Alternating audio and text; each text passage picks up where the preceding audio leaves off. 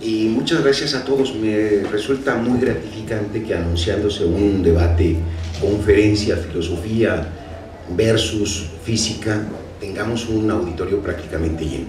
Me complace muchísimo. Y me da gusto también que mi querido José Luis descienda de la cátedra de la Facultad de Ciencias y se salga del instituto para hablar como podemos hablar los mortales de cosas tan abstrusas como la física cuántica. Entonces, nos hemos puesto de acuerdo para que esto no sea un monólogo, sino que realmente sea un diálogo, y hemos pensado que sería bueno fijar un poco nuestras posturas, usando unos 10-15 minutos cada quien para el arranque, y luego fuéramos teniendo un diálogo que no rebasara ninguno de los dos, los 3-5 minutos de cada intervención, para no hacerlo tan denso. Entonces, comienzo. Más que intentar definir la filosofía, que sería entre aburrido y académico, quisiera hablar de lo que ha representado la filosofía para la humanidad por el hecho de haber surgido en algún momento. Y creo que esto fijará mejor mi posición en este diálogo. Entonces, lo primero que tengo que decir es que cuando uno golpea a un perro, el perro inmediatamente responde y da una mordida. Esto me resulta particularmente significativo porque si lo veo desde un ángulo abstracto, este perro ha hecho una relación entre un antes y un después. El golpe no se queda simplemente como un instante desarticulado de una continuidad, sino que al golpe sigue una reacción. Esto hace que una cierta relación venga en nosotros desde nuestros ancestros y haga que hilemos las cosas antes y después. Y las primeras formas de ir hilando un antes y un después es con lo que se ha denominado el pensamiento mítico, que asociaba todo el antes con todo el después. Entonces era posible pensar que haciendo percusión sobre alguna piedra, eso provocara, porque alguna vez podría haber sucedido por coincidencia, que lloviera. Y empezaron a hacerse una serie de relaciones de antes y después, y si nos remontamos al origen griego de la palabra causa, vamos a encontrar que tiene una bifurcación. La palabra haitía lo mismo significa culpa, el culpable, que el causante. Hay pues un antecedente que es el productor de un subsecuente. Esta estructura la tenemos todos, siempre andamos buscando quién nos pegó, como le hace el perro, y conforme fue evolucionando la humanidad, obviamente, fue precisándose con más detenimiento qué era lo que era la causa de algo. En el pensamiento mítico ya hay un buen momento interesante en que un conjunto de pensamientos, sobre todo alrededor de las serpientes, este símbolo que es universal en todas las culturas, hace que se vuelva un tabú la serpiente.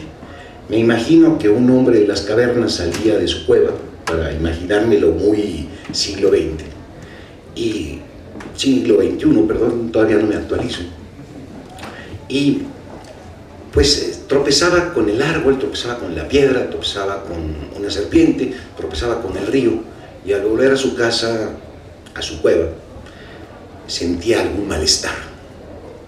Este malestar obviamente no lo podía identificar, como ahora obviamente todos lo descubrimos, y pensaba que simplemente había maná en el exterior, una especie de peligrosidad que rodeaba todo. Y a esas cosas que poco a poco iba identificando como lo peligroso, se terminan convirtiendo en tabú. Y debe de haber tenido alguna eficacia este tipo de pensamiento de asociación mágica, puesto que estamos presentes y venimos de aquella etapa, y algo tenía de tino el pensamiento mítico que pudimos sobrevivir. El haberse convertido en tabú el hecho del incesto es quizá una de las muestras más elocuentes de que ese tipo de pensamiento fue eficaz para garantizar nuestra supervivencia. Hay un momento en el que por primera vez se trata de explicar la naturaleza a través de la naturaleza, no a través de los dioses, no a través de la superstición. Y esto ocurre con una afirmación de las dos que quedan, del primero a quien se considera filósofo, que es Tales de Mileto. Dos afirmaciones tiene. Una por la que no habría merecido pasar a la historia, porque era parte de lo que se decía, de lo que habían dicho muchos. Una de ellas es: todas las cosas están llenas de dioses. Y la otra es: el principio de todas las cosas es el agua. Esta afirmación es interesantísima, de veras hace un parteaguas en la historia del pensamiento, porque por primera vez la palabra principio, que en griego es arché, significa elemento constitutivo, piedra fundacional, por primera vez se alude a algo que está en la naturaleza. Posiblemente la hipótesis muy primitiva de Tales fue que como el agua se presentaba en los tres estados, sólido, líquido y gaseoso, pues era posible que fuera el componente último de las cosas. Pero más allá de esta primera hipótesis física, porque finalmente era la physis de lo que hablaba Tales, más allá de esto, me interesa sobre todo el enunciado todas las cosas, porque esto representa un salto de un nivel cualitativo mayúsculo. Por primera vez se encara la totalidad y se piensa que tiene un fundamento único, aunque la hipótesis esté equivocada. Estaba equivocada el agua, estaba equivocada el aire de Anaxímenes, estaba equivocado el fuego de Heráclito, estaban equivocados los 4 elementos de Empédocles, está equivocado Mendeleev, está equivocado el último físico que hable de las cuerdas, porque finalmente no son más que hipótesis que dependen de mediciones, de conjeturas, y pasado un tiempo se desfonda, se penetra más allá de lo que parecía el último nivel al que podríamos acceder, y seguramente nos espera un porvenir en el que algún día toda nuestra ciencia sea vista con el mismo desdén con el que ahora vemos al pensamiento mágico. Hemos dado un gran brinco, pasamos de lo que se podría denominar la era de la sinceridad, una especie de subjetividad en la que cada quien afirmaba que eso que decía era realmente lo que sentía, a un nuevo régimen que fue el régimen de la verdad, en el que lo que se decía no es porque lo dijera yo con suficiente emoción, con suficiente respaldo de mis corazonadas, con convicción, sino lo que se decía se comprobaba gracias a un método. De las primeras afirmaciones que aparecen es justamente la de Heráclito, que dice: no es que lo diga yo, lo dice la razón. Y esta frase acompaña durante una larga temporada a la filosofía, que empieza a ramificarse en diferentes ciencias. Uno de los que más ciencias articuló pues fue Aristóteles. Empezó a clasificar ciertos enfoques, a ir armando lo que era el objeto de estudio de distintas materias, y gracias a haber sido el maestro de Alejandro, hizo que Alejandro en sus conquistas le enviara plantas, le enviara animales, y funda la primera zoología, la primera botánica, y funda también la física. La física con un criterio evidentemente erróneo, porque piensa que no se puede hablar con algo que sea esencialmente distinto de aquello de lo que se habla. Y si el lenguaje matemático es intangible, no se le puede meter matemáticas a algo que es absolutamente tangible como el mundo de la física. Y entonces cancela ahí la posibilidad de haber trabajado la física matemáticamente. Y esta tara tardó muchísimo, ya nos lo explicará José Luis seguramente, hablando de uno de sus físicos favoritos, ya nos hemos peleado en alguna ocasión, Pero quisiera decir que también Aristóteles, por haber malentendido el proceso histórico, pensó que de la historia tampoco había ciencia, porque la historia era un conjunto de accidentes, como cada vez era único e irrepetible, no podía haber filosofía de la historia. Y justamente en el siglo XVII, Jean-Baptiste Vico crea una nueva ciencia que es la filosofía de la historia. O sea, un intento por racionalizar qué es lo que pasa en el proceso de la humanidad.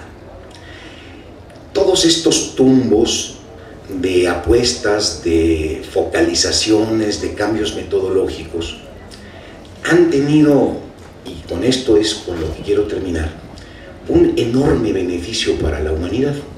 Toda la historia de la filosofía lo que ha levantado es la posibilidad de convertirnos en sujetos críticos, en ver más que lo que satisface una pregunta, lo que le falta por remediar a esa incógnita, y es una vida de permanente búsqueda. Si nos hemos vuelto tan meticulosos para hacer cada vez enunciados más exactos, para buscar soluciones más adecuadas, si hemos explorado incluso más allá de lo que el sentido común nos indicaría, si andamos en zonas en las que ya no podemos ni siquiera observar los fenómenos, porque son tan pequeños que si los iluminamos para poderlos ver, los fotones son tan grandes que rompen aquello que queremos ver. De eso también supongo nos hablará José Luis, cómo se pasa el umbral de Planck. Hay un límite que de pronto necesariamente hay que seguir, pero ya con otro tipo de instrumento, una metodología matemática que nos deje especular a propósito de lo que ya no podemos observar. Y lo mismo nos pasa hacia el macrocosmos, lugares a los que seguramente jamás llegaremos. Empezamos a hacer una infinidad de conjeturas. La ventaja, pues, de la filosofía fue, para esta humanidad, poder intentar explicarnos las cosas por las cosas mismas, y además, en todos esos esfuerzos, ir dejando como un residuo favorable este pensamiento crítico que hace que uno nunca se contente con una solución.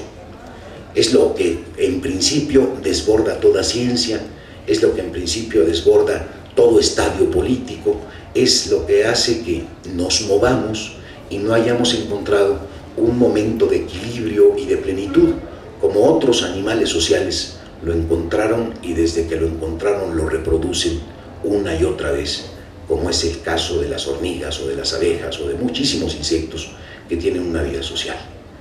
Nosotros somos seres históricos gracias justamente a este motor de inquietud que hace, pues, toda la cordillera de los filósofos hasta nuestros días. Desde esa posición voy a intervenir esta noche. Muchas gracias.